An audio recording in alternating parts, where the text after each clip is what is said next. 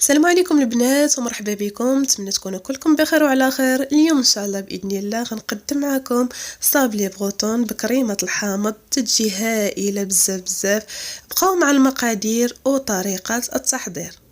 بالنسبه للمقادير كنحتاجو 3 اصفار بيض، كنحتاج 120 غرام ديال سكر سنيده، 150 غرام ديال الزبده، ساشي فاني، خماره، وعندي 200 غرام ديال دقيق الفرص اللي ضروري ما نغربلوه.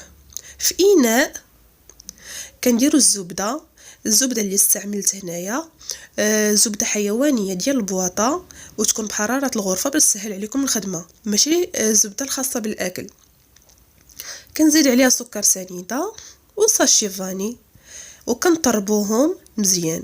وقبصه ملح ضروري في اي وصفه كما قلت لكم في الفيديوهات السابقه. كنطرب مزيان هذا الزبده مع السنيده والفاني.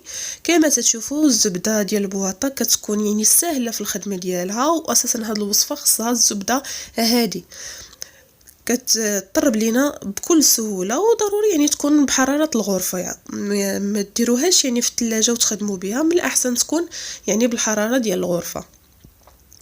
من بعد هنايا ما طربت هذاك السكر والفاني مع الزبده، غادي نزيد عليهم صفر البيض، وغادي نطربهم مزيان حتى نحصل على شكل كريمه ديال الزبده. يعني غادي نخدم داك الصفر ديال البيض مع داك الزبده والسكر مزيان حتى ينسجم ليا الخليط. هانتوما غادي تشوفوا معايا كيفاش غادي يولي ليا،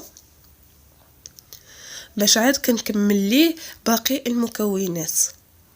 بالنسبه للسكر سنيده قلت لكم 120 غرام ديال سكر سنيده، فاللي ما كيعرفش بالغرام يدير كاس ديال العنبه زايد واحد شي شويه، يعني زايد فوق من كاس العنبه باش يعطيه داك القياس اللي قلت لكم. هنا تنزيد الدقيق والخماره يكونوا مغربلين بطبيعه الحال، وكنزيدهم دفعه واحده لان الوصفه تحتاج فقط 200 غرام ديال الدقيق. اللي بغى يخلط بواحد لاسباتول يخلط، واللي بغى يخلط بيديه يخلط. انا ما تنفضل نخدم بيديا باش كنعرف القوام ديالو. وها هو القوام ديالو من بعد ما جمعته. كناخذ واحد المول ديال لي كاب كيك اللي ما عندوش وعنده غير هذوك يعني لي سيركل الدائري اللي مدورين وخاويين من الوسط فيستعملهم. يعني اسهل طريقه هي هذه. كناخذ واحد الكميه واحد الكويره، وكنحاول يعني نثبتها في داك المول كما تشوفوا على هذه الطريقه هذه. وكنزيد لكم واحده اخرى، يا اما ديروها هكا يا اما يعني تدوروها بين يديكم. واحد الملاحظه غادي نرجع لكم بالنسبه ملي تكونوا يعني كتطربوا في الزبده والسكر والبيض، راه ماشي ضروري تخدموا بالباتور، ممكن تخدموا بالفوي او بالضرب اليدوي، او ممكن يعني تخدموا غير بشي ملعقه وشي حاجه. المهم هو انهم ينسجموا مزيان، راه ماشي ضروري انكم تخدموا بالباتور. ها هو هنايا عاوتاني غادي نلوه لكم يعني كما بغيتو ديروه، المهم النتيجه وحده. هانتوما حاولوا تقادوا له الشكل ديالو من الفوق وصافي. صافي كما تشوفوا معايا انا دابا غادي نكمل الكميه كامله. وها هي من بعد ما كملت الكميه كامله غادي ندخلها طيب في الفران.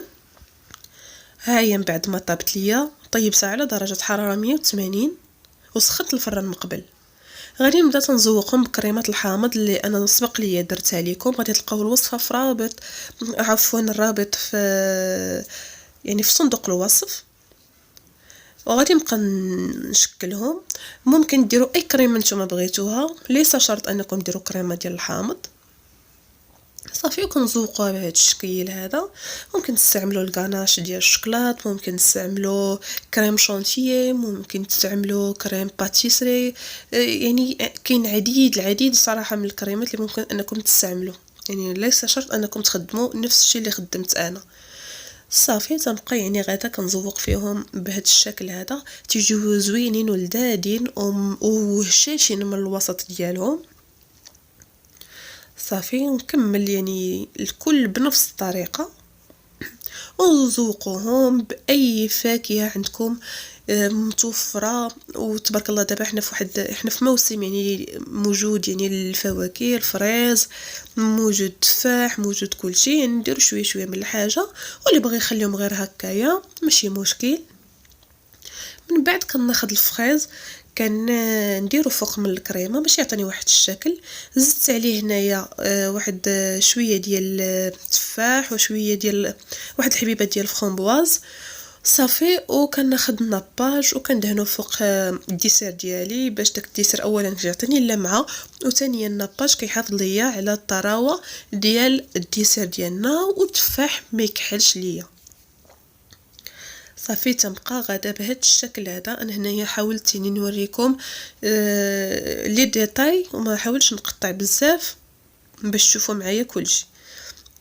تيجي زوين بزاف هذاك الناباج، اولا مذاقه زوين، ثانيا يعني كما قلت لكم تعطي واحد اللمعه رائعه. صافي وهكايا كنكون ساليت. وها هو من بعد ما وجد ليا هاد لي طارت دياولي ولا هاد لي صابلي بغوطون. نتمنى هاد الفيديو كان استحسن الاعجاب ديالكم. اللي عجبته القناه ديالي فضلا وليس امرا يشترك فيها، وخليوا لي اللايكات وخليوا لي تعاليق اللي تكون زوينه بحالكم. بسلام عليكم، وفيديو القادم ان شاء الله.